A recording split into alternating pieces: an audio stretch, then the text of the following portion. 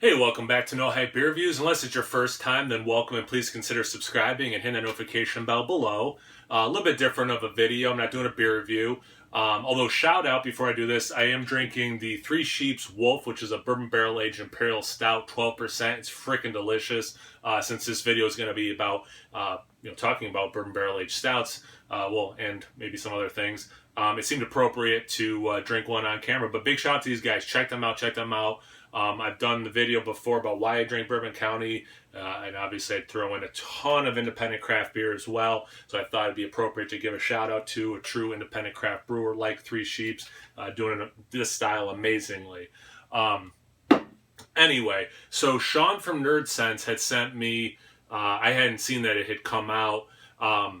This year's 2019's list of what's coming out for Bourbon County and the variants is released on Black Friday. And then Sean at Draft Therapy, we have a group chat. The Nerd Sense guys are in that. Rod J.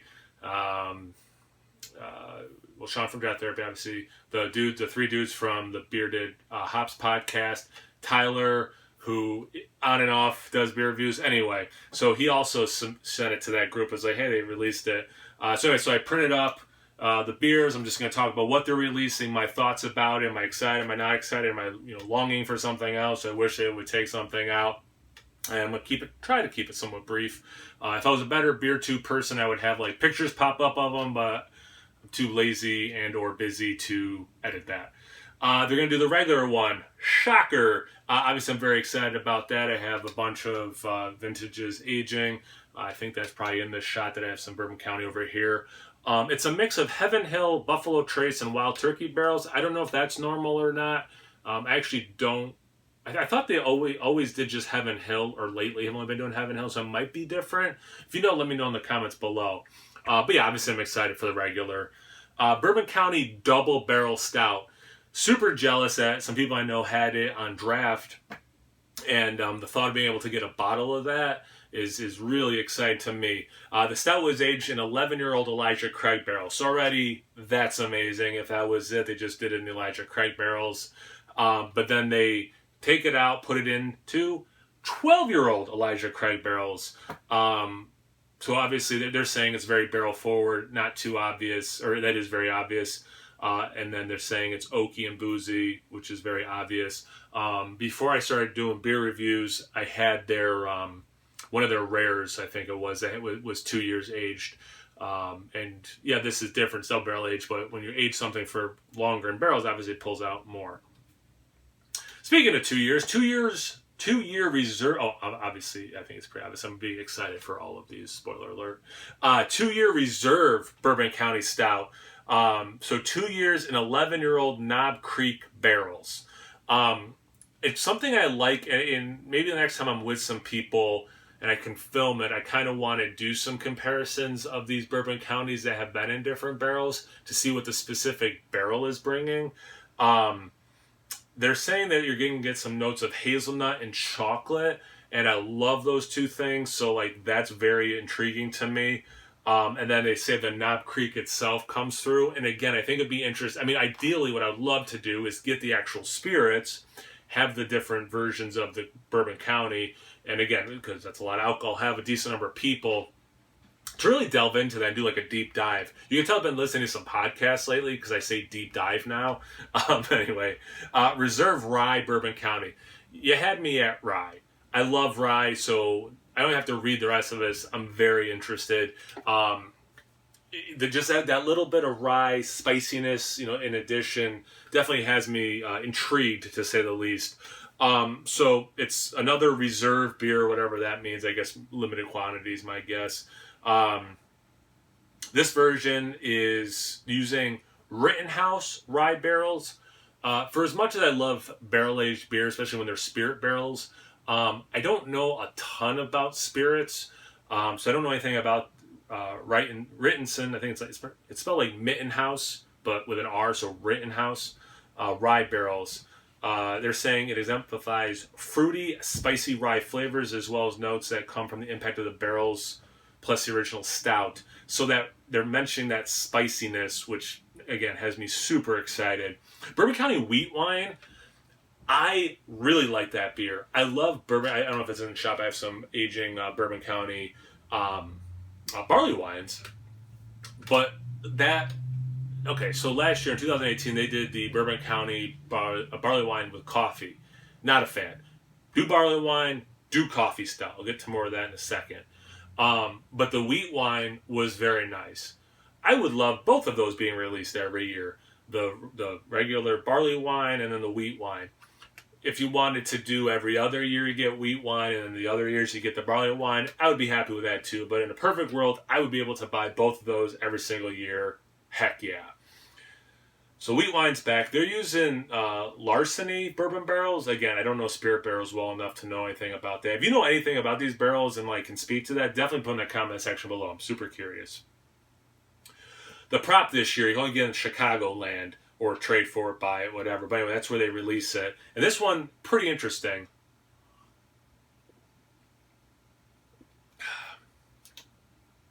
Dead air. You gotta love that. Basically, they took a bunch of adjuncts that they've used for past props and put it together, trying to make almost like a tiramisu stout. Toasted pecans, coconut, cacao nibs, and vanilla. If you watch my channel, you know I love all of those things, especially the last three in beers. And they're saying it's reminiscent of tiramisu with some lingering notes of marshmallow in the finish. And yeah, I haven't tried any of these. Obviously, I'm just going off of what they said they taste like. But that sounds amazing. Definitely want that. Bourbon County, here we go. This will be somewhat interesting, perhaps. Bourbon County Cafe de Olla Stout. So they're bringing back a coffee stout. Big complaint I had last year was there was no regular coffee stout. Again, I thought the barley wine coffee was a miss. And I'm aging one, hoping the coffee dies down. It just tastes like a delicious Bourbon County barley wine.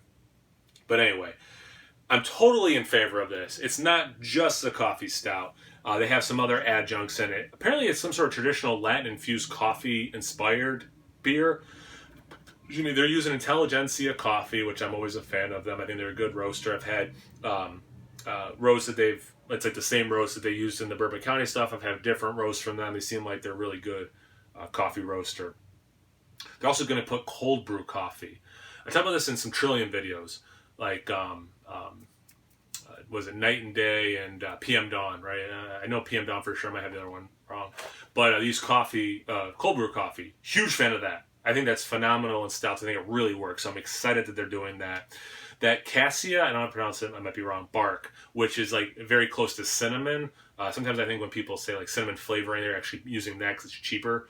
I believe it's cheaper. But so it's going to have coffee beans and the cold brew. So it should have a good amount of coffee. Then that cinnamon's going to kick in. Orange peel, and I don't know what panela sugar is. I don't know what specifically panela is. But orange peel, I think that could really work. Like, I've had drinks, or like you make like, was it mule cider, malt cider, however you pronounce it. If you can't tell, I'm not very good at pronouncing things.